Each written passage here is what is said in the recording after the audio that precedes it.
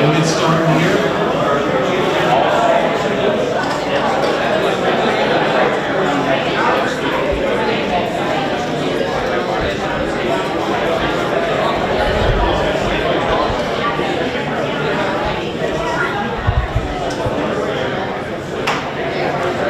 Mark Horsley, sit down.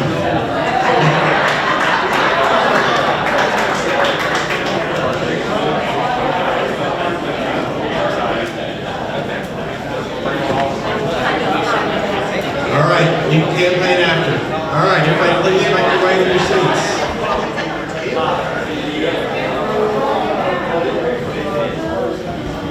Well, we're going to go ahead and get started tonight. Thank you all very much for being here. We appreciate it.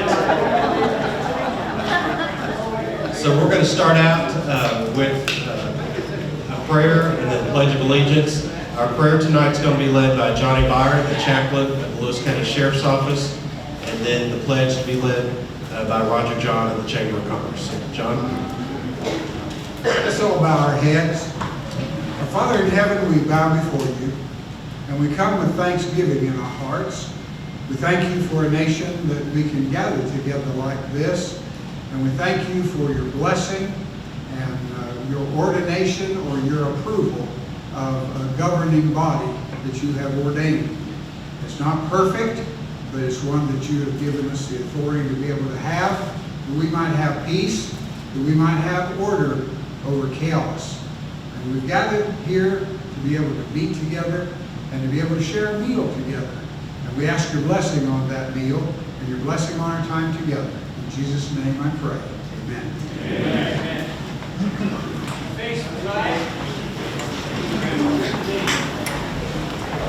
I pledge allegiance to the flag of the United States of America and to the republic for which it stands, one nation, under God, indivisible, with liberty and justice for all.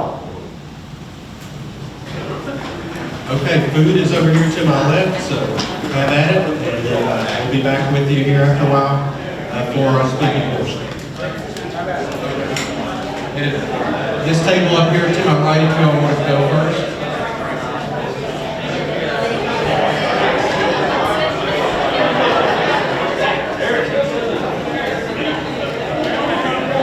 You need to stop talking so much. I can't stand it. But you can enjoy the speakers while you're eating. Again, we appreciate you being here. This is a good crowd. This is a good event for the Chamber of Commerce. So again, thank you very, very much for attending today. If you are a member of the Chamber of Commerce, if you could just raise your hand if you're a member of the Chamber of Commerce. Good, wow. If you're not a member of the Chamber of Commerce, become a member of the Chamber of Commerce. You can talk to any one of these members here. Be glad for you to get you signed up today. So a couple of announcements before we begin. I want to thank Shirley Williams of Woodland for the flags that you see here today. So thank you, Shirley. The tickets that you have, hold on to those. There'll be some door prize drawings, so hold on to your tickets. There will be an auction by Craig Stanfield of the quilt. Where is that quilt? Is it right here? Okay. Yep. So there'll be an auction for that quilt later after the speakers. So we'll go ahead and get started. Our first speaker tonight is Landon Bentley. Landon is a veteran, an advocate, and the executive director of Warrior Ridge. Landon served our country in Operation Iraqi Freedom from 2005 to 2007. His focus...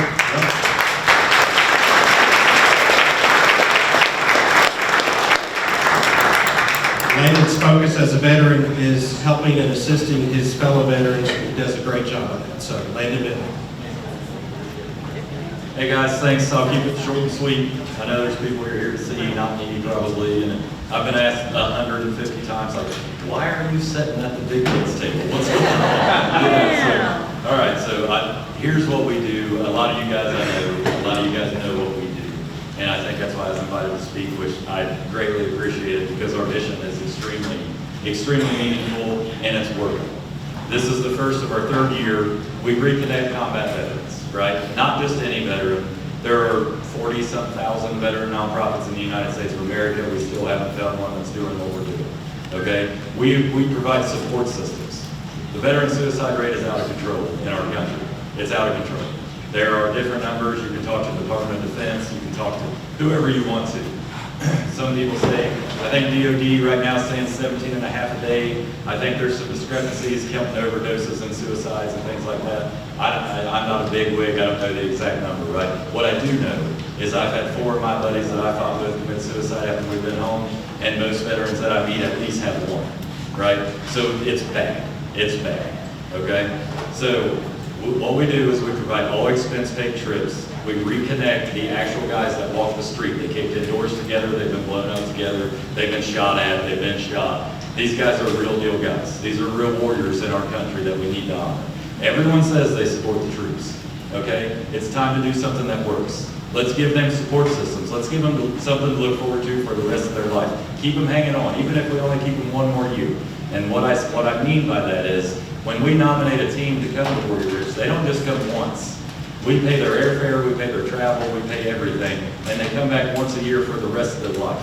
And the reason that we do that, and it's always paid, and the reason we do that is that keeps them in contact, that maintains that contact, that'll save lives. And these guys have already proven they'll take care of each other.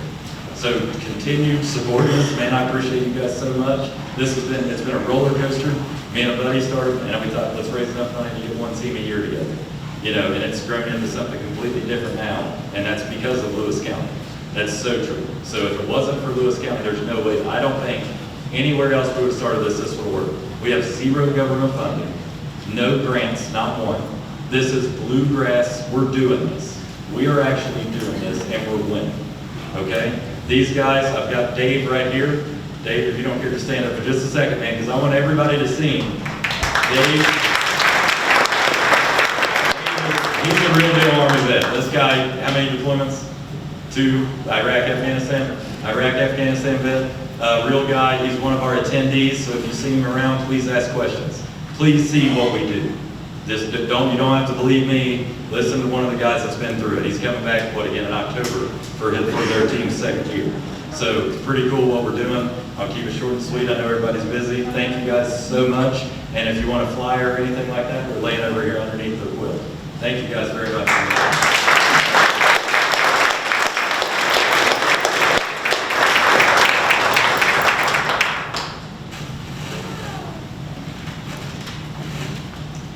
If you see the Warrior Ridge guys out anywhere at festivals or something, make sure to buy a hat or a shirt. Those hats look nice, so make sure you grab one of those when you're out and about.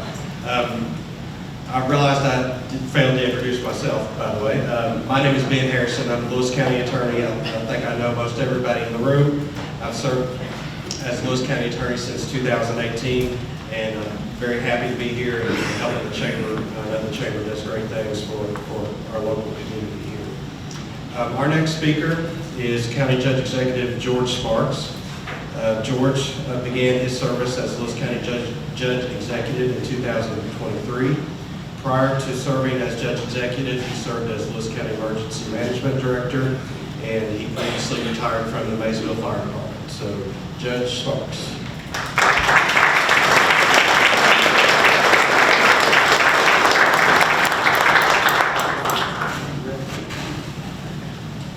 Thank you, Ben, and thank you, Landon. Wow, what a great meal, and really good fellowship. And thank you, Lewis County Chamber of Commerce. I appreciate the invitation to come and talk about Lewis County. I tell people every day, I believe Lewis County has a very bright future, and I mean it when I say it, and I believe it. And correct me if I'm wrong, but and Thomas, you might want to correct me, or Todd, being judges before me, but I don't think we've ever had a vision and a mission statement. But today we do have one. I had some people work with me. We came up with a vision. I believe it's important that we have a goals, and we know where we want to go to in the future. So Lewis County, a historical place where economic opportunity is desired. Our rich traditions are honored, and everyone finds a welcoming and inspiring home. So that's our vision, and our mission is how we get there. And so I think we need to set goals that are difficult but achievable. And So our mission is to cultivate a vibrant Lewis County by nurturing our local economy. Excuse me.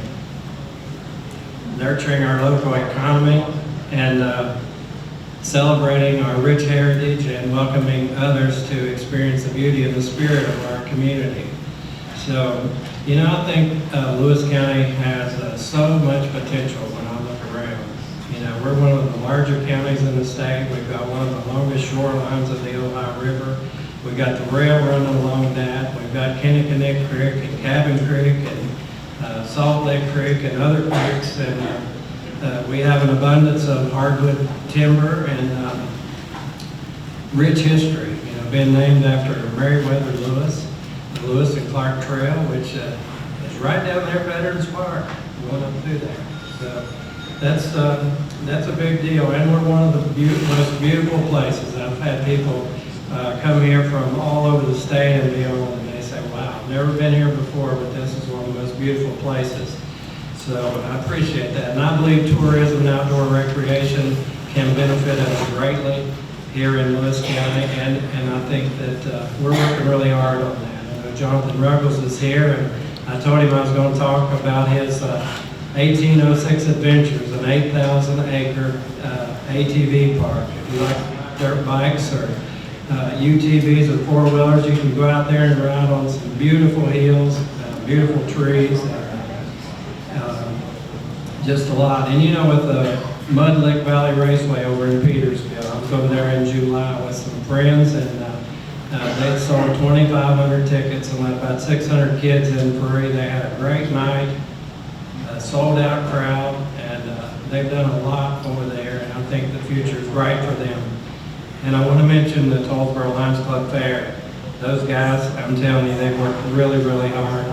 The Tollsboro Fair was probably bigger than it ever has been before this year, and those guys work so hard every day. Great parade, and they don't put that money in their pockets. You know, whenever the tornadoes hit down in West Kentucky, they were down there helping those people and giving them supplies and stuff. And when the floods was in East Kentucky, they were down there helping those people. They fed the multitudes down there multiple times, and so I really, really appreciate the work they do up there. And I've been working with Buffalo Trace Area Development with Division of Water, the Army Corps of Engineers, Department of Fish and Wildlife, and University of Kentucky, and we've been working on a lot of tourism projects up here in Lewis County and in Vanceburg, and I'm really excited about them. I met a guy about a year and a half ago at Buffalo Trace, and his name is Brian Stores. He's a retired professor from Center College in Danville. He's got a PhD, and he locks my brain up when I talk to him. But he's got so many ideas and stuff. But he's worked with us, and I mean, he gets things done. One of the hardest working people I've ever met. But I did want to mention him because he's really worked with us and the city as well. I'm excited about the Kentucky Ohio River Regional Recreation Authority. I didn't want to get that wrong. Better known as FORA. We got Mr. Ben Collier. He's serving on that board for us, and I'm hopeful that there's going to be some great opportunities along the entire Ohio River on both sides. The Ohio River Way people, they canoe down the river every year, and they tell me and the mayor every time they see us that this is one of the most beautiful places of their whole trip up and down the Ohio River, from way up high to down below Louisville. So, you know, I think without good law enforcement, emergency communications, 911, good fire and rescue, good emergency management, and we got a great emergency management director, Dennis Brown. He's had a lot of training, and I have confidence that I don't think there's anything more important than a disaster preparedness. And I'm confident that he's prepared if we would have to have something. But we need good EMS. And that was one of the things that we were lacking in Lewis County. When I ran for this job, I said that I would work hard. I promised I would work hard. And I felt like that emergency medical services could be better. And I said I'd pay very close attention to our road department. And I feel like I've done those things. We had an ambulance service in Lewis County that threatened to pull out on us. They were very interested in how much money they could pull from our county and interested in doing transfers out of hospitals. And a lot of times when we had serious emergencies, they were a long ways from us. And I'm proud to say for the first time ever, we have our own county-run and operated emergency medical services. And that's economic development as well, because that created 14 full-time jobs. We have 2 crews out there 24 hours a day, 7 days a week. And I get a lot of good reports on the care that they give the people. They care about the people. And I think, that is so awesome. And when a company comes, that's one of the first things they're going to ask is, what kind of ambulance service do you have? What kind of sheriff and law enforcement do you have? How do you dispatch them out and stuff? So I think it was a lot of people working together, teamwork and partnerships and valuing other people. I think it's how you get things done. Landon was talking about how they got Warrior Ridge done. They got it done because they were determined and they valued other people and they helped other people and encouraged them and they partnershiped and they were determined. And we had so many good people working with us to get this ambulance service done. I'm really proud of it. I know that the executive director of Kentucky Board of Emergency Medical Services, Eddie Sloaney, came down here and he said, I've never been here before, but it's one of the most beautiful places I've been. But he highlighted our ambulance service in one of their state meetings and said, I can't believe all the hurdles that you guys went through, and you didn't give up, and you just kept on working together, and you got it done. And they've been very, very supportive of us. So I think that's good. And as far as the road department goes, I know it had really gotten in poor condition when I took office. And last year we remodeled the outside of it. This year we're working on the inside of it. The single axle trucks was really, really getting old. And we got 370 miles of county roads to maintain. And can you imagine doing it with wore out equipment and things that break? I work with wore out equipment on the farm sometimes, and it is what it is. But we got two brand new single axle trucks last year with this dump bed and the salter and the snow blade.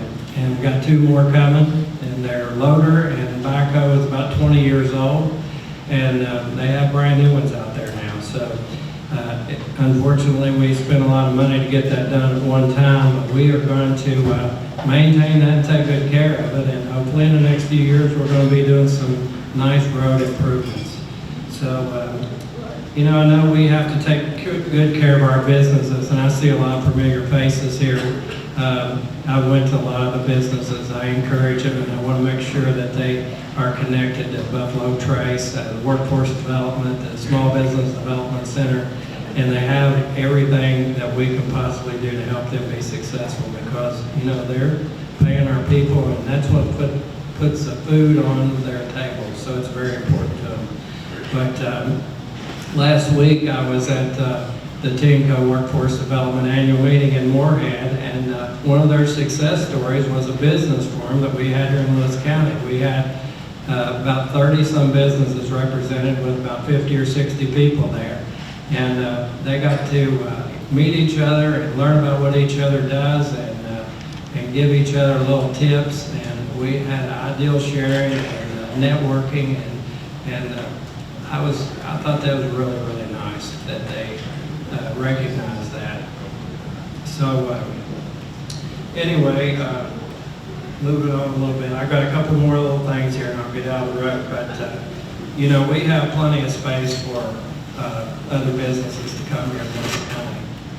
If they're looking for 7 acres or 12 acres, 20 or 1,000, we have options. And we got one of the nicest few, and there's only a few, but we have one of the nicest mega sites here in Lewis County, right on the river. And that could be 1,000 acres, could expand up to 4,000 acres. And we would love to see 500 or 1,000 jobs come, but we get excited when like Fresh Start Healthcare comes here to Lewis County, and they create 7 full-time jobs.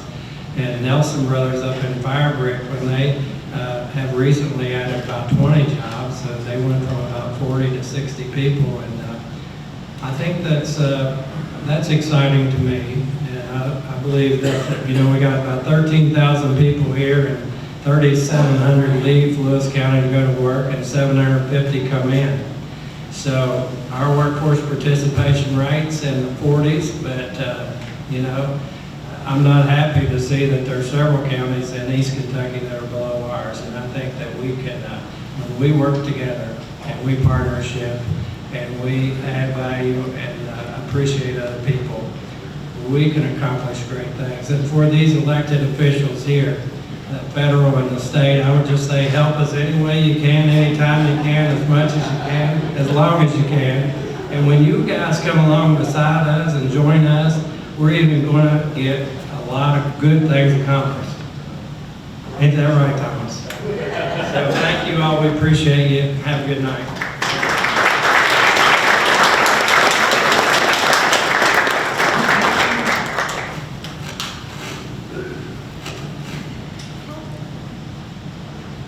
Did want to recognize a couple of county officials that are here tonight. The Lewis County Sheriff, he was standing up here. I'm not sure if he's out there, but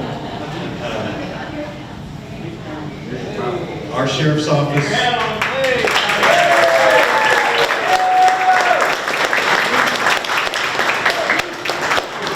Our Sheriff's Office is one of the best run Sheriff's Office in the state, and I have no doubt that they do more with less than any Sheriff's Office there is. So thank you, Sheriff, for what you do and everything that your office does. Also in attendance we have Kenny Ruckle, Lewis County PBA. There in the back, Kenny.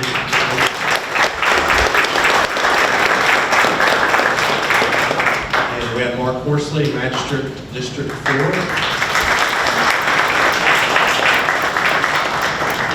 Thank you all for being here.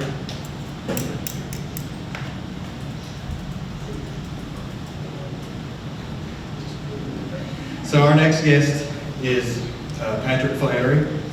Patrick is State Representative for the 96th District, which is Lewis, Carter, and a small portion of Boyd County. He's been our State Representative since 2021. Prior to being State Representative, Patrick worked in the Bevin administration, and he served as the Carter County Attorney. Patrick and his wife and 2 girls reside in Olive Hills. So Representative Flannery.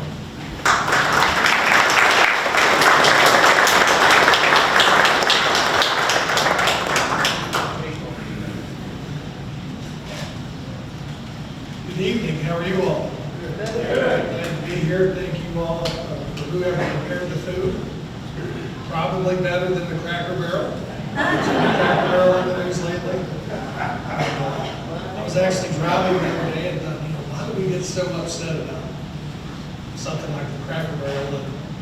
And I don't know, I guess social media fuels a lot of that because it's both sides of the political spectrum. We just like to be mad at that stuff sometimes. But I think maybe the lesson in the whole Cracker Barrel incident is to know your audience. And I think maybe they had some new leadership at that company that, quite frankly, didn't know the audience and didn't know the customer very well. So I'll try to be very mindful of the audience and not speak too long tonight because I'm sure since you want to get a meal, you will not be ready to not listen to politicians for too long. So I would like to briefly introduce myself. My name is Patrick Flannery. I'm the State Representative. I live in Oliveville. And I was elected in 2020. At that time, the district was Carter and Lawrence County. And we do redistricting every 10 years. Some states are choosing to do it maybe more frequently now. Congressman and Secretary of State, we know a little bit about elections. It's all based upon the census. And then historically, the 96th District has always been Carter and Lewis County. And then after we got the new numbers coming back in, I started thinking in 2021, I'm like, you know what? I may get Lewis County again. I was very happy because if you always look at the elections, you always see a red county that's always been the same blue. So I was, as a Republican, I was very glad at the prospect of getting Lewis County. And I'm very happy to have Lewis County. We did redistricting very early in the 2022 session. And I now have Carter, Lewis, and 9 precincts in Boyd County, but very happy to have this wonderful community in my district Very happy to announce that as of last year, I was picked to chair local government. It's really given me a great platform to be a very strong advocate for so many different organizations and groups, because local government touches so many different facets of our society that it really gives me a very good platform to be a good legislator, best legislator I can be for you all. When we think about what makes a community thrive, it's not just our schools, our churches, sometimes local traditions, but it's often our businesses, small and large, and medium size, that invest to your employee here and serve our families every day. These family-owned shops have been part of our state history, our local history for generations. And I want to give a big thank you to all the entrepreneurs that bring fresh energy and new ideas to the table every day. And for each of you all that contribute to the fabric of this community. As a self-employed person, I am a lawyer, but don't lose, please. I have been in court all day, so I don't, I'm tired of lawyers as well. The one thing I've learned as a self-employed person is sometimes you have to pay others before you get to pay yourself. I know many of the people have probably had to face that before in this room, and I tip my hat to you all, because you all really are the folks that make our communities grow. But one of the most important things I feel like that legislators can do at the state level, people will often ask, what do we mean by jobs? Of course, we all want jobs, but I really feel like our role, my role, is we have to create a good climate to be sure that we've got a chance for businesses to thrive. The judge executive gave a really good example of all the great assets that Lewis County has. I've talked to you quite a bit about the river. We have a beautiful river, as the president would say, a big, beautiful river out in front of us, but I think for a long time, maybe we've not taken advantage of it. So I think we have a lot to offer here. But one of the most important things we can do as elected officials is get out of the way. Since 2021, we've lowered the income tax. It started at 6%. We've lowered it to 3.5%. We're on the march to 0. And I think we've taken a very responsible approach to get that done. There's what's called a trigger mechanism that's put in place. So we have to make sure that we don't get out of whack, that we're not getting a budget that's having a deficit, because we're a lot different than our friends in Congress. You all get the print money. In Frankfurt, we don't get the print money. It'd be nice if we could sometimes, but there's yellow on the glass on us.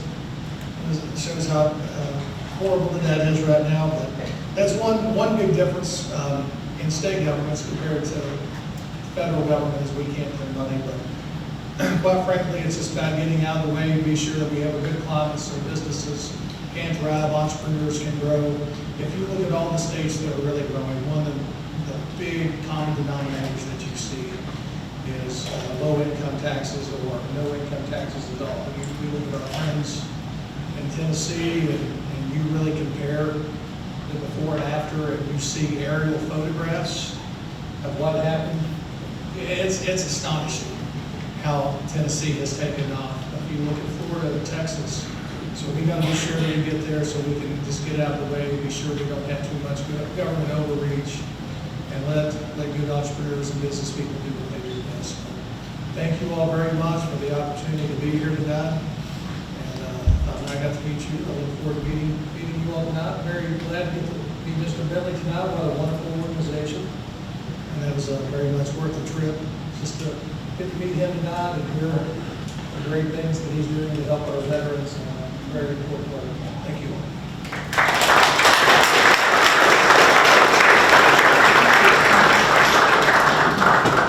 Thank you, Patrick. I also want to welcome tonight our new school superintendent, Jeff Pollock. He's in attendance. Jeff, why don't you stand up so everybody can see you?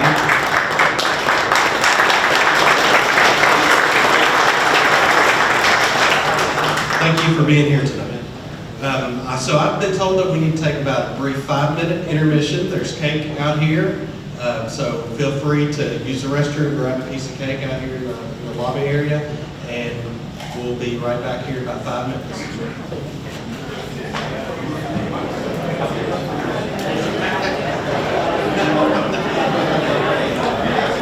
Okay, if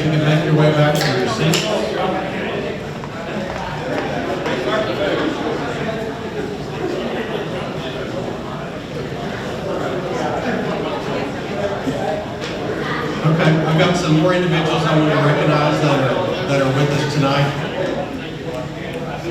I want to recognize Todd Ruckel. In the back there, Todd is former county judge executive, and he is currently the executive director of the Kentucky County Judge Executives Association. So thank you for being here.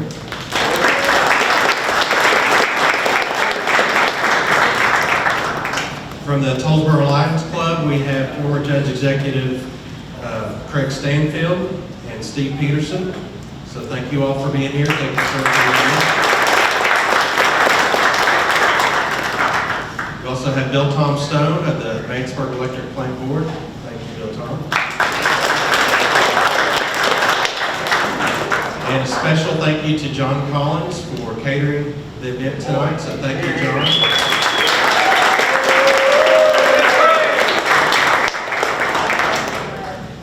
All right, our next speaker is Michael Adams. Michael Adams is Kentucky's 86th Secretary of State. He graduated from McCracken County Public Schools, was the first in his family to get a bachelor's degree, and attended Harvard Law School on low-income aid. Michael worked for Senator Mitch McConnell and Governor Ernie Fletcher before moving to Washington to serve as counsel to U.S. Deputy Attorney General in the second Bush administration. In 2007, Michael began private practice in election law, ultimately becoming a national practice in the field. He has represented several national political committees, numerous national political figures, and statewide campaign efforts in all 50 states. Because of this unique experience in 2016, Michael was appointed to the Kentucky State Board of Elections. Inaugurated as Secretary of State in 2020, just before the onset of coronavirus, Michael used emergency powers to conduct safe and secure elections that became a model for other states. Having expanded voter access while also tightening election integrity, in 2021, Adams presented the state legislature with the most ambitious election reform plan since 1891 and passed both chambers with near unanimous support. Michael's work in making it easy to vote and hard to cheat has earned praise throughout America and across party lines. In 2023, Michael sought re-election and was the top vote getter of all candidates for constitutional office, carrying 118 of Kentucky's 120 counties. In 2024, the John F. Kennedy Library Foundation awarded Michael the JFK Profile and Courage Award, which recognizes public servants who have risked their careers by putting public interest ahead of their own political standing. Michael is happily married to Christina and is the proud father of Lucia. So, Secretary.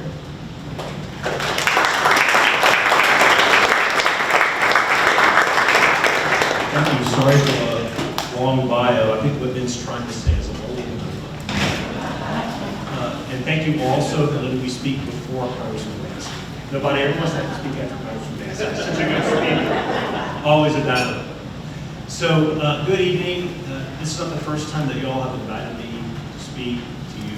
I was here 2 years ago, and I thought, well, I was speaking to the Chamber of Commerce. I should talk about commerce. And I did, and that's totally appropriate. But you're not just about commerce. It's important. You're about something way more important than that, though, which is community. And that's what I want to talk about tonight. I grew up in a place a lot like this community, and I was fortunate to enjoy opportunities that my parents never had for school and for jobs. And a big part of where that came from is organizations like this. Organizations like the Chamber and events like this, they're really important. And not just for developing customers and boosting profits, they're important for making introductions. When I was a boy, I met people through my church. I met people through my dad's job at the railroad, and people through the credit union that my grandfather worked at, and those people made a huge difference in my life. When you create a gathering place, you play a silent, unheralded, but critical role in changing people's lives and helping them get a start. So this is really important. And it's not just about Lewis County and this community. This is something that we need everywhere in America right now. What you're doing tonight is important for our future, because there's a straight line from the decline of community in America today and the drug abuse that we see, the violence, the hopelessness that we see in so many places. We don't magically get along. And we don't solve problems together automatically. It's something that we have to teach ourselves to do, and change that we see in technology, culture, are just driving us apart. Places that we can come together as a community, whether it's church or places like Carter House, those places are increasingly drying up. It's happening in the workplace too, as remote work replaces the water cooler conversations and lunchtime conversations where we're Kentuckians and sports fans and parents, and we connect. Our personal habits have changed too. In the 20th century, we spent most of our leisure time with other people. I'll give you a statistic. Today, on average, in America, we spend just 34 minutes a day socializing with somebody else. That's only 11% of our leisure time that we spend visiting with friends or family. And that's an average. That's an average of all of us. That's not what everyone's doing. In 2005, 40% of Americans engaged every day in some face-to-face conversation. Today, that number is only 29%. That's not a good trend. Because we don't know each other, there's just less empathy and less trust in America. And that's no wonder then the tempers flare in routine daily interactions that we have on the roadways, in schools, sometimes with tragic results. When we buy everything online, when we organize everything online, when we get all our information online, that's fine to an extent, but if we go too far, we miss out on something, and that's each other. That's where you come in. No pressure. The journey of 1,000 miles begins with single steps, like the ones that we're taking tonight. And just gathering together over a meal, talking about our families, talking about Lewis County. Anything other than what we disagree on is how we bring our country back together. We in Kentucky have something going for us that not every place has, and we have a head start. My office recently did a study, and we found that Kentuckians are actually better on this stuff than the national average. We have less distrust and suspicion of each other than what you see in other places. And I've lived other places, and I've seen that. We're likely to be okay with each other despite things that are different about ourselves than the national average. There's more good news. Kentuckians are more likely to get their information from people that they can trust versus people that they can't. I love social media. I'm not as good as Congressman Massey. I aspire to be someday. He's brilliant at it. But I use it every single day. Yet you have to. If you're in Congress or you're in state government, you simply can't do your job without social media. But we have to be careful, because you do have folks out there that call themselves influencers on YouTube and X.com and these places, and their interests and our interests are not always the same. They may or may not have any credentials, and they may or may not have any credibility, but what they do have is a lot of followers, because they say wild and crazy stuff. And one of the problems with that is they distort our attention from stuff that really matters here in our own towns. And we get lost on stuff that doesn't really matter that much. The outrage of the day isn't necessarily the most important thing that we're facing. It's education, it's housing, it's the cost of living, those things that we actually experience right here. Did you know that only half of Kentuckians, only half of our voters in Kentucky can name 3 branches of government? Can even tell you that they exist. A third can't even tell you what branch of government. Fewer than half can name a state legislator or a local official. Most government, and in particular, most accountable government, starts right here at the local level. The framers of our federal constitution, in their great wisdom, they believe that the state government is likely to be accountable to the people than the national government. And the local government is likely to be more accountable than the state government. And I think they were right. Currently, politics is upside down, because we're likely to be aware of what's going on in Washington on any given day than what's going on down the street, right in front of us. It's easier to name members of Congress from other states than it is to name the people who represent us right here, locally and in Frankfort. I won't say anything political, but I will say this. If you're a conservative, like I am, and you don't want a big government in Washington, then we've got to think about this. Because we can blame social media and cable news and all that stuff. We can blame the decline of all newspapers. But we can't fix any of that. What we can do is teach our kids about our government. We can teach our kids about how it works, how it's set up, and we can teach them how to be effective citizens who can hold the government accountable. And that's why I'm fighting in Frankfurt for civics education. Believe it or not, we're one of the only states in America that doesn't require our kids to take a civics course. We need to teach our kids patriotism. We need to teach our kids about the founding fathers and about how the government's set up and how it works.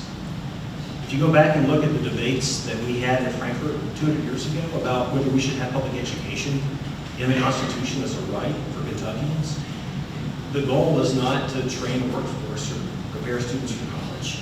Those are worthy goals. I've got an 18-year-old daughter. I find those to be very worthy goals. But the reason we have public education is to train citizens for self-government. In fact, our first 100 years as a Commonwealth, we couldn't have secret ballot elections. Folks had to just show up in a room and say out loud who they voted for, because we didn't have enough Kentuckians who were literate enough to read a ballot. So we've come a long way with education. We're past that, but we still have a long way to go. And it starts with teaching our kids about our government, teaching them our values, teaching them about our country and our history, so they love this country as much as we do. So in conclusion, I'll just say this. Put me down in favor of localism. Put me down in favor of buying local, meeting local, organizing local, thinking local, and voting local. Thank you for inviting me, and even more, thank you for doing this. You don't realize it, but right now you're making a difference in a young person's life. Thank you all very much.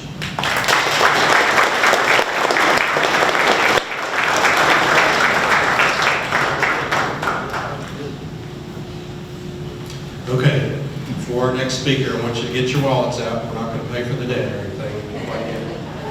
We're going to auction off the quilt here, so Craig, if you want to do your thing, it's all yours. Roger's going to take your bids, catch your bids. If you have any questions as to whether you are in or out, he'll let you know. Now watch this table over here. Yeah, I'll watch that table over there. Proceeds from this auction are for the Chamber of Commerce here, right here in Lewis County. And if you don't have the money on you tonight, don't let that stop you from bidding. You can pay us when you pick out all the way. And with that, there you go. All right. I don't really need that, but I'll use it come Tom. I'm going to be away from it because I'm obnoxiously loud. All right, now what do we get for it? I got a $100 bill, give me two. Who give me $200 bills? You got two. Give me $200 bill, two. 200, you go two. Give me 200, got now three. Give me three, give me three. 200 now three. Give me three, give me three. Now four. Three to bid, four. Give me four. Three to bid, one. Four. Got five. Five to bid, 500. Got five. Now six. I got the bid. Five. Now six. And seven. Six now seven. 600 now seven to bid seven. 600 now seven over 700. Give me eight. 700. 800. I've got it. Give me $1,000. 800 now. Give me 1,000. 800 now nine. Then 800 now nine. 800 now nine to bid. 900. 900. What you got? Got 900. Give me $1,000. 900 now 1,000. 900 now $1,000 before. 900 now 1,000. Now it's only money that hadn't cost you down yet. 900 now 1,000. 900 bid $1,000 for it. 900 now 1,000. I've got 900 now 1,000. Give me $1,000. 900 now 1,000. 900, 950 then. 900 now 950. 900 now 950. Got 950. 900 now 950. 900 to 950 to where 950. I've got $900 and 950 to where 950. 900 to 950 to where 950. Are you done? 900 to 950. I'm going to sell it $900. Sold right there. Right here.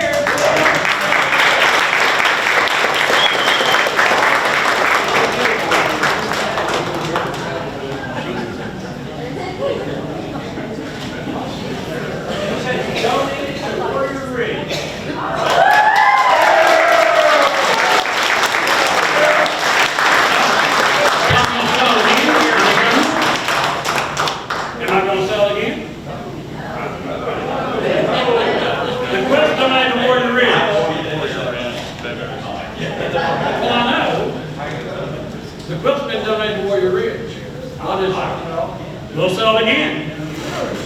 Yeah, you keep trying. All right, so thank you for your generous bidding and continuing bidder as well. He's going to get something to write on. I found an ink pen. Probably did.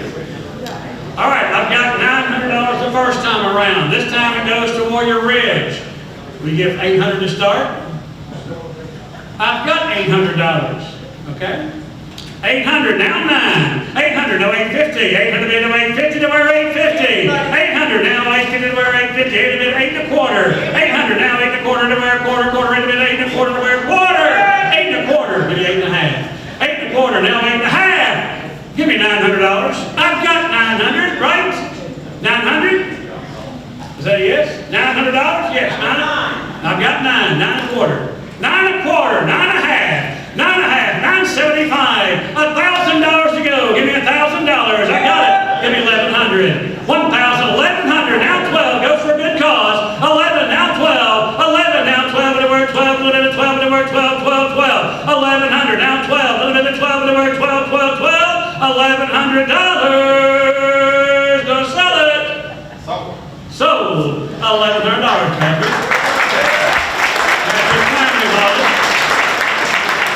Those funds go to Warrior Ridge. Thank you very much, everybody, for the bidding. Well, thank you, that was great. Thanks. So our next speaker is the only congressman that cannot be bullied, he cannot be threatened to increase government spending or make our national debt worse. Thomas Massie is the most principled and conservative member of Congress, and it's not up for debate. Thomas began serving in Congress in 2012, and since day one, he has fought against old and new members of the swamp. Thomas previously served as Lewis County Judge Executive from 2011 to 2012. He graduated from MIT, and after he graduated from MIT, he did various things that I do not understand. So, ladies and gentlemen, Congressman Thomas Massie.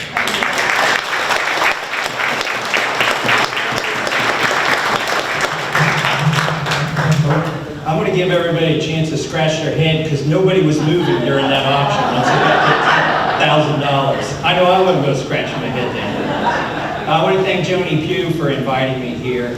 I know a lot of people put this together, but Joni's the one who got me to come here, so I appreciate her.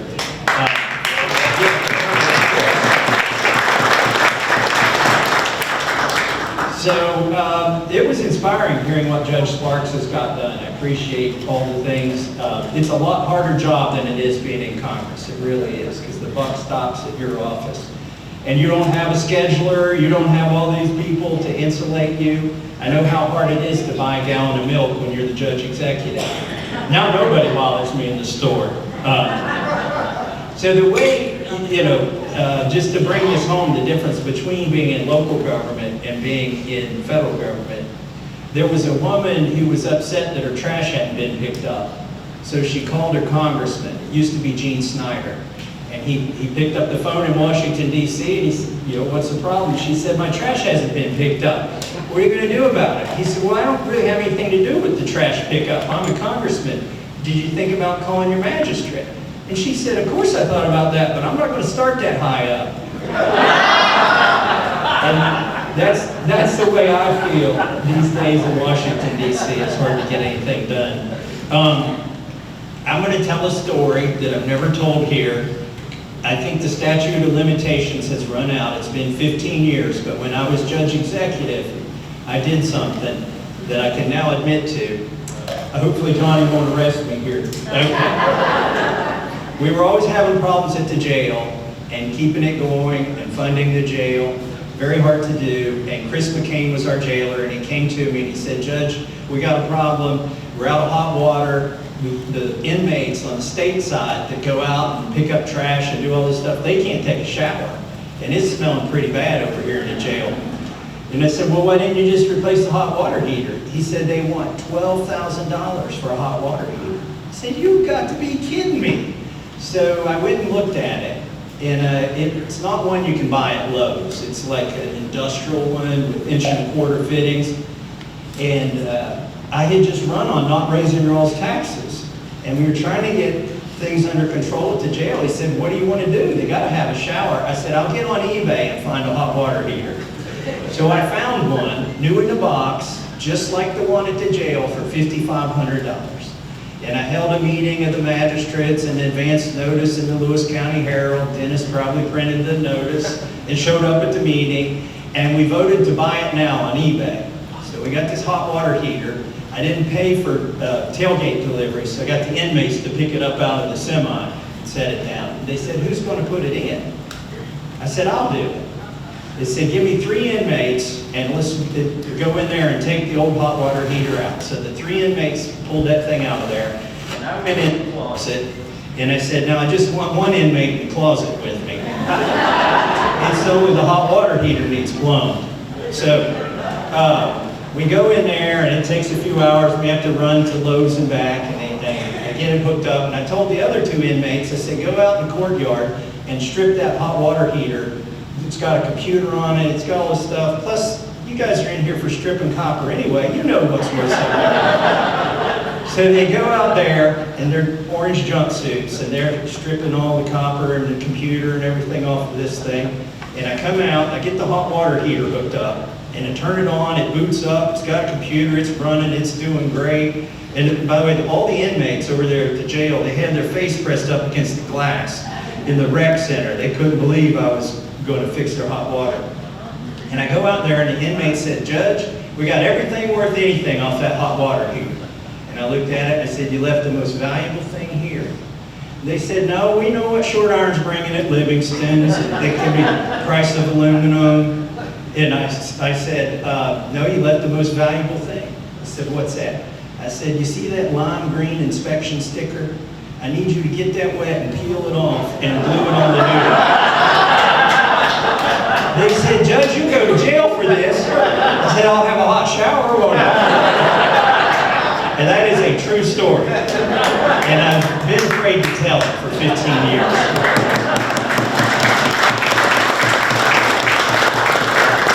So I brought my voting card with me tonight that I use in Congress. We put this in a machine. There's about 40 machines on the floor, and you can put this in and vote yay and nay. The buttons are red and green in case you got the Congress and can't read. And I say they should label them spend and don't spend. Because almost everything we vote on is a spending bill. That's where the power of the purse is.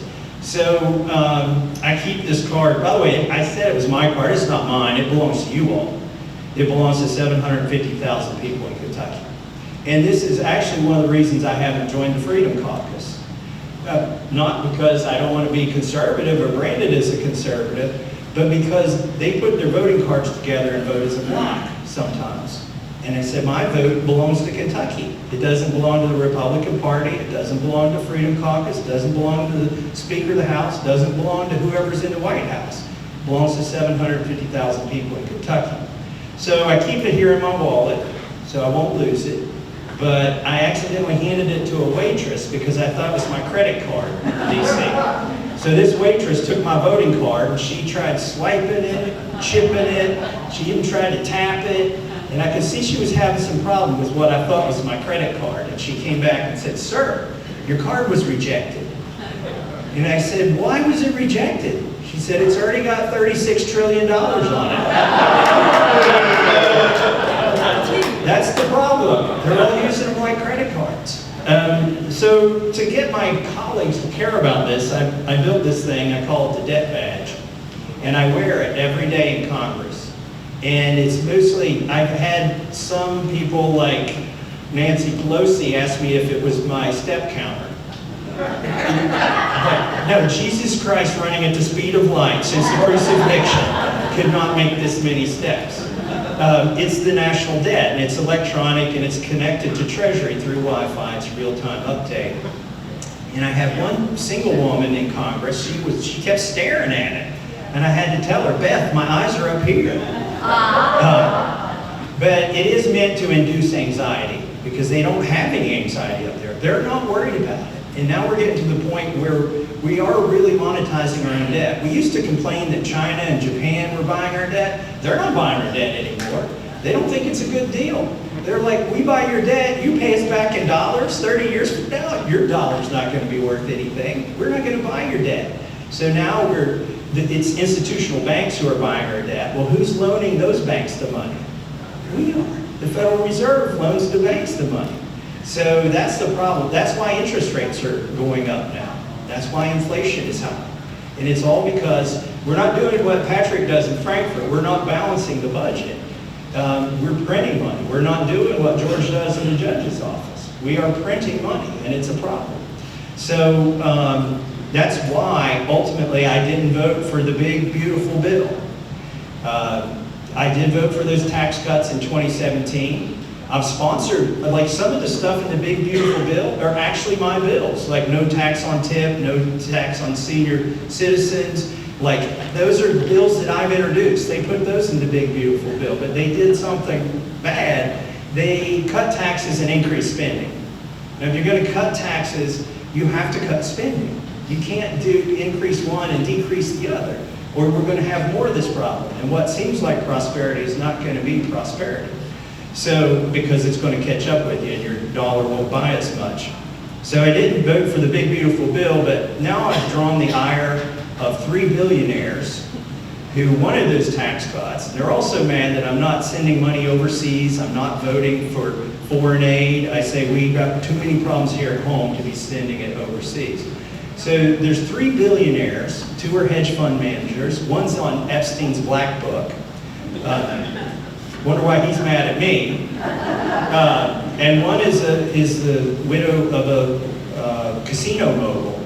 And these 3 billionaires have pledged to spend $20 million to beat me this election cycle. I was talking to the judge here. If we could convince him to spend $10 million of that in Lewis County, we'd have it made. I would run just for that, just to get him to spend the money here. The problem is it's not economic development. But I'm not worried about that. While I'm in Congress, I want to do things that will help Lewis County without growing government. I was sitting here thinking of one of the bills that I've introduced, that I got the legislation inserted into the Farm Bill last Congress, but they couldn't get the Farm Bill passed. And it would have been great for this community. The judge mentioned we have 13,000 people in Lewis County. We also have 13,000 cattle. It's easy to remember. We got as many cattle as we have people.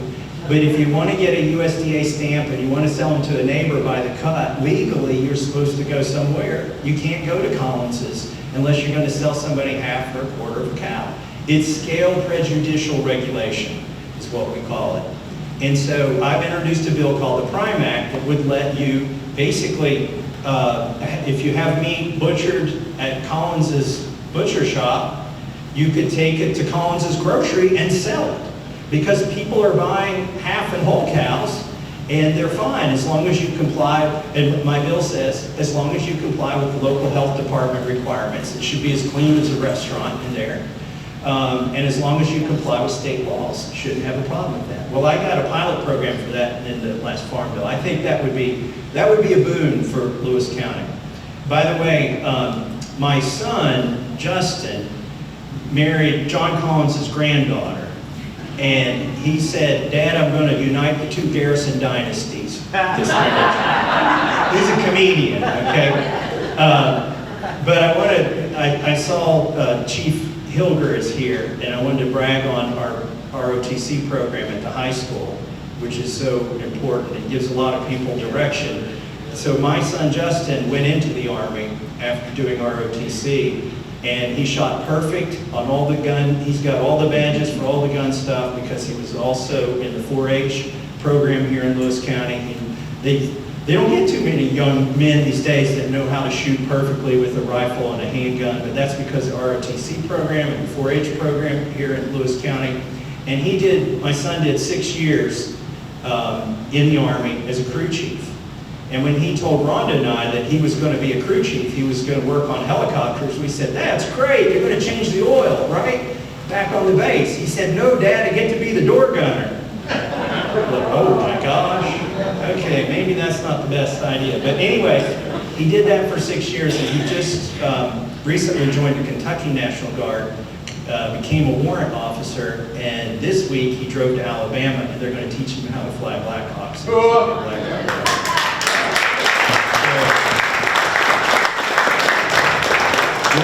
We're super proud of him, and thanks for what you're doing on Warrior Ridge. Really appreciate that, Landon. That matters a lot. I want to talk, I don't want to go on all night, but you know, Trump, speaking of the National Guard, Trump called the National Guard into Washington, D.C. Did you see that? To crack down on crime. I tweeted, why did he send the National Guard to crack down on crime? All the criminals left for August recess. Mom didn't get that joke. She didn't like me calling myself a criminal. By the way, these ads they're running against me, Mom called me up and said, she said, well, number one, you look like a hobo with that beard and that long hair. And number two, these ads are bad. They got you with the Ayatollah and AOC, and these are not good ads. And I said, where did you see the ads? She said, on the Crime Channel. I said, Mom, only people who are contemplating crime and want to know how not to get caught are watching the Crime Channel. Why are you watching the Crime Channel? Anyways, she wouldn't tell me. She said I might be forced to testify against her. I want to be serious for a second and play you something here, because I'll talk a little bit about the president. You know, we've had our ups and downs. Some days the president likes me, some days he's mad at me. I recently talked to him on the phone trying to settle things down, and I said, you know, in private you said my hair is better than Rand Paul's. Could you say that on Twitter? He said, well, you know, the hair is better than Rand Paul's. And you're better looking too. And frankly, I'd rather talk to you than Rand Paul. You're much more personable. I said, well, could you tweet some of that for me, maybe? But he doesn't. A lot of these attacks on me are to keep the other people in line in Washington, D.C. And they're waiting to see if I win or lose. If I lose, they're going to be scared. And if I win, they'll be emboldened. And then instead of coming up to me on the floor and saying, I wish I could vote like you, but I don't think I could get reelected if I do that, or some of them come up to me and say, you're my son's favorite congressman. I'm like, well, I wouldn't admit to that if it was me. Anyways, I think it is a referendum, not on any particular issue. Rhonda used to say, people would come up to me and say, well, I agree with you on a lot of stuff and I like you, but I don't always agree with you. Kind of like Doug Lodge over here. Always got a bone to pick. I don't always agree with you. And Rhonda would say, I sleep with the congressman. I can't get him to always agree with me. In other words, you never had a chance, Doug. When Rhonda passed away, the president called and left a message for me, and I've never shared this, but I still have it on my phone, so I wanted to play it for you all. Hey, Tom, it's Donald Trump, and I just wanted to pay my condolences for your wife. What a terrible situation. When switching to Jimmy Norman was devastating, and I think it's just a terrible thing. And if there's anything I can do, please let me know. That's a hard one. And she was a phenomenal woman, really a phenomenal woman. So whatever I can do, please just let me know. I'll do anything you want. And just take care of yourself. Thank you very much. Bye.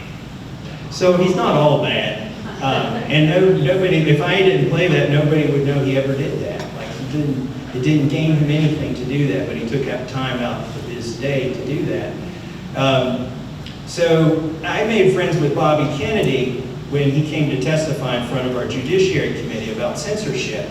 At the time he was a Democrat, and we were Republicans, and so we invited Bobby Kennedy, we invited Tulsi Gabbard, and we let them testify on how they were being censored on social media and by their own party. And so I struck up kind of a friendship with Bobby Kennedy, and you know, his big initiative is Make America Healthy Again. And a lot of the people who are fans of his are fans of mine, because I've sponsored these food freedom initiatives to make America healthy, or to give them a chance to be healthy. You know, like the Prime Act that would let you butcher grass-fed cattle here in Lewis County and sell it in Lewis County.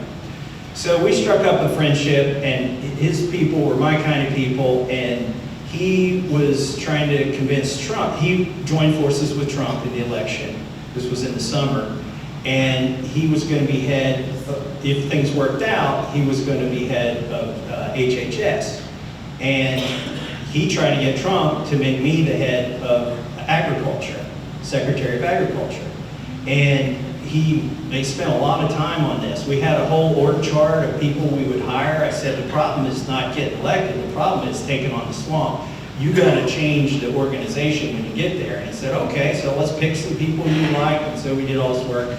And a few weeks before the election, I said, I hate to tell you this, Bobby, but Trump's not gonna pick me. And he said, why is that? I said, because I haven't endorsed him. And he said, sounds like you need to endorse Trump. So I said, okay, you put a lot of work into this. How do I do this? And he said, come to Wisconsin to a rally with me in Tulsa and come up on the stage and we'll announce it there. And I thought, oh man, I don't want to go to Wisconsin in October. It's cold. But I had promised Bobby Kennedy I would do it, so I slept on it. I wrote an endorsement on my phone. I slept on it. I woke up the next day, and I picked up my phone and I listened to that message. And I thought, well, I'll call this number back and talk to Trump's staff and organize this trip and see how to do this endorsement. So I called the number back. I'm sitting in my hotel room. I've not even gotten dressed yet. I'm sitting on the hotel bed. On the second ring, this is like 2 weeks before the election, I hear, hello, this is Donald. I'm like, oh crap, that was his cell number. I didn't mean to call Donald Trump. He's like 2 weeks from prison or president. We don't know. Why is he taking my call? And he's got me in his phone too, so he knows when I'm calling. I think it says tough cookie or something in his phone. Like I said, he's been mad at me before and I've won elections, so he knows I can still win. And so the first thing I did was thank him for the message, because it had been a few months since he left it and I hadn't called him back. And he said, that's a hard one, that's a very hard one, when you lose your wife. You know, Arnold Palmer, he played around a lot, but he did love his wife. Why do we need to know that Arnold Palmer was a cheater? But anyway, he said, Arnie, it was very hard on Arnie, but he got through it. You'll get over it too. You're tough cooking like Arnie. And they said, no, you're much tougher than Arnie ever was. And he goes, you're sharp cooking too. You went to MIT. You know, my uncle, Professor John G. Trump, taught there 41 years. It's a record. I've got the best genetics. So anyways, I said, well, listen, the reason I'm calling, I thought, this guy's just BSing for like 3 minutes. And he said, we're on the plane to go take the Joe Rogan show. And I'm like, he's on a plane, he's busy, he's got to win an election, I better get to the point. So I said, the reason I'm calling you is I think there's some independents and libertarian-leaning people who are on the fence. And if I endorse you, it might help you in these purple states. So I want to endorse you. Oh, this is wonderful, this is huge, this is great. And I said, well, how should we do this? He said, oh, just tweet it, I'll retweet you. I thought, well, I just saved myself a trip to Wisconsin in 3 minutes. So anyways, I endorsed him, and and then 2 weeks after the election, everybody's trying to get my name to him, and there's a circle of people that are keeping my name from getting to him because they felt like I wasn't loyal enough.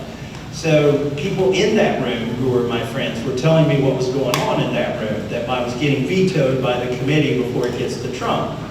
So I thought, well, hell, I'll just call Trump. He took my call last time. Now he's the president-elect. Maybe he'll take my call this. I call him up and he answered. And I said, I want to call you about cabinet secretaries. And he goes, oh, well, let me see, what do you think? And he starts asking me about the ones he was thinking about picking. He goes, what about Marco Rubio for Secretary of State? And I said, I don't really like Marco Rubio, but I wasn't going to tell the president that. I said, he's okay. What about Matt Gaetz for DOJ? I said, I served with Matt Gaetz on the Judiciary Committee. He'd be great. He's smart, he's quick, he's motivated. you know, because he was put through the ringer. He goes, well, you know, the DOJ made my life a living hell for several years. I thought I'd let them try it a few years. Unfortunately, Matt Gaetz didn't make it. And then he goes, what about Bobby? Is he too much? Is he too much for HHS? And I said, what do you mean, is he too much? Trump said, don't you think we need some vaccines? I said, I don't think he said he was going to ban them all. He goes, I said, by the way, you can put the craziest son of a bitch you can find at the top of any of these agencies. And in 4 years, if they make it 4 years, they'd be lucky to change it 1% or 3%. He said, do you know Bobby? And I said, yeah. He said, are you friends with Bobby? I said, yeah. He said, call him up. Tell him to get ready. So as soon as I got off the phone with Trump, I called Bobby Kennedy and told him exactly how the conversation went. I said, he thinks you want to ban all the vaccines. He said, I never said that. I said, well, you better clear that up because he wants to pick you. He told me to tell you to get ready. And the next day they talked and he picked Bobby Kennedy for HHS secretary. Now, and then I talked to him about Ag secretary. He said, oh, I didn't know you were interested. But obviously I didn't get picked for that, and I'm okay with that. I like the job that I have. And even though the president, I'm crossways with him now, I think really honestly, the attacks on me, they're about two things. Was it Secretary of State said that he's for localism, and I am too. And I'm against globalism. And really, these 3 billionaires who are against me are for globalism.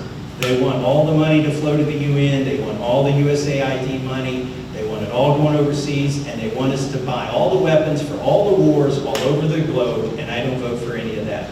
So that's half of what it's about. The other half is they're trying to intimidate my colleagues. So I don't take it personally. And if the worst thing that happens is I come back to Lewis County and have to live on my farm and eat peaches, I'm okay with that, really. So I don't get stressed about it. But I know we got elections coming up, and I know just a Chamber of Commerce meeting in Lewis County looks like a GOP rally. But I've got some advice, Judge, in case you get a challenge, or Johnny, in case the sheriff gets a challenge, or any of the magistrates gets a challenge. Don't do what I did in 2020. I couldn't get anybody to take my yard signs at my Florence, Kentucky office. They came in looking for Trump signs. Because in 2020, everybody wanted Trump yard signs. And Trump's team knew they were going to win Kentucky, so they're not giving anybody a sign in Kentucky. So I get this brainstorm. I said, well, let's print up some signs with Trump's logo on one side and my logo on the other. These things will fly out of here like hotcakes. Well, they did. Everybody would come in and grab a Trump sign, and they were to their car before they turned it over. So it's also a Massey sign. And they were so popular, we had to limit everybody to just one.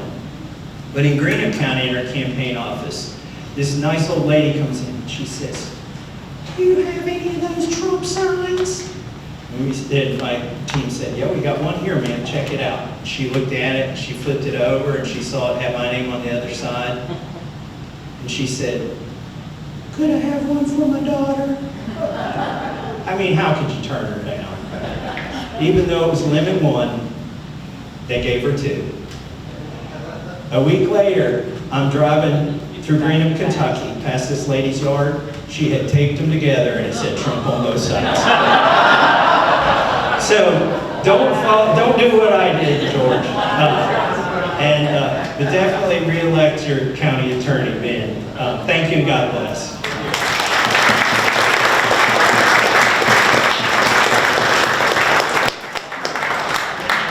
Thomas, in regards to signs, I think a good sign would be Massey for president.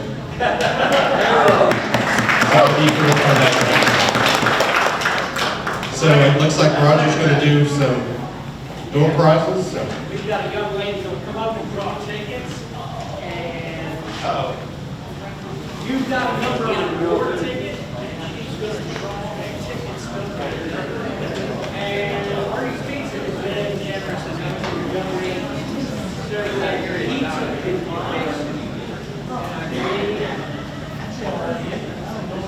we also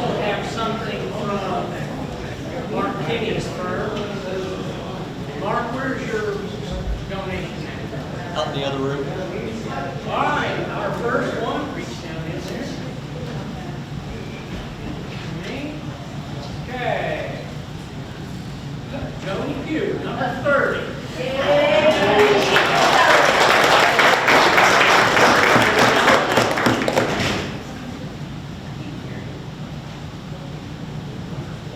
Number 98, George Sparks.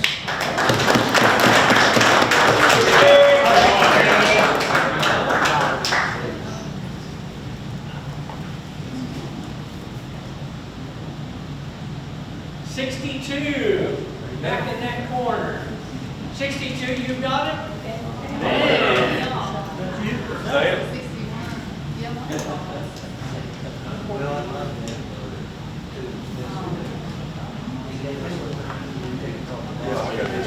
Okay, grab me another one there.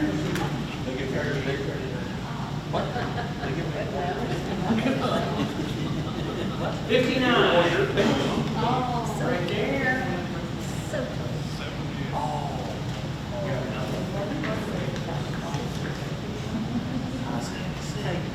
Wonderful we win. 37. 37. Is that Jonathan? Jonathan Ruggles. There you go. We'll go together. We have. We're blessed that we have.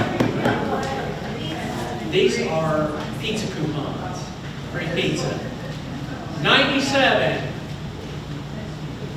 97 is in your group.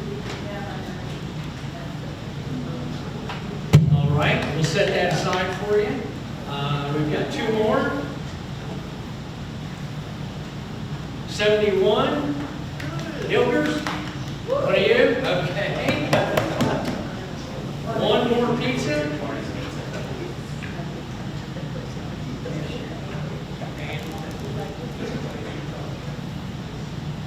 $23.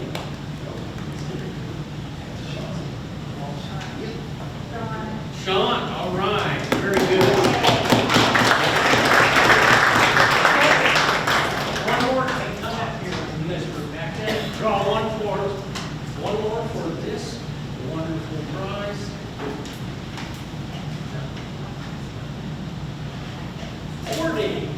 Number 40. Andy Davidson, there you go. Thank you very much, ladies and gentlemen.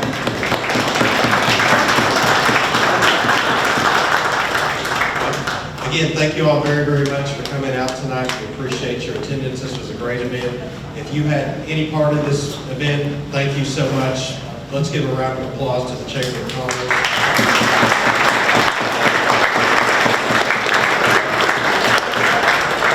So be on the lookout for future chamber events. Meetings are when?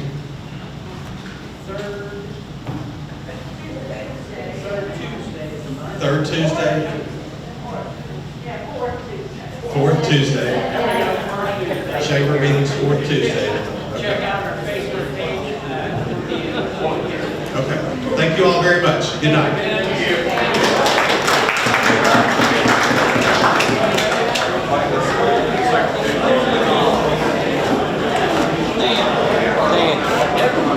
What do you say?